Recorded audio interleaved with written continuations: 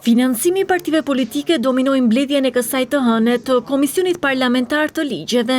Deputeti socialist Erion Braçe tha se përgjatë fushatës elektorale të 11 majit, subjekte politike kanë përdorur para nga burime të treta, të cilat nuk janë të deklaruara, ndaj thekson edhe rëndësinë e ndryshimeve ligjore.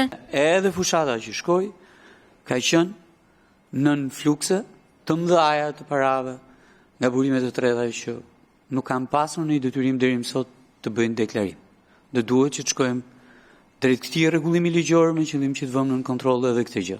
Këto historit me celularin përpara. Ja sa lek harxoj unë në ditë.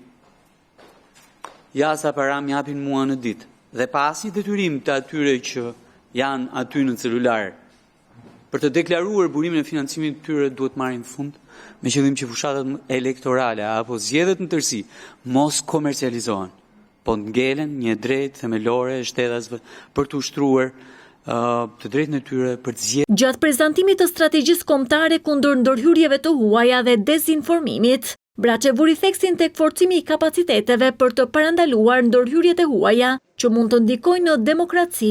Se mbrojtja nga dezinformimi nuk është vetëm një çështje e sigurisë kombëtare, por edhe një çështje që prek drejt lirinë dhe mirëqenien demokratike të qytetarëve. Miratimi i strategjisë kombëtare kundër ndërhyrjeve të huaja dhe dezinformimit do të mundësojë dhe mbrojtjen e sigurisë kombëtare, ekonominë dhe infrastrukturën kritike të Shqipërisë.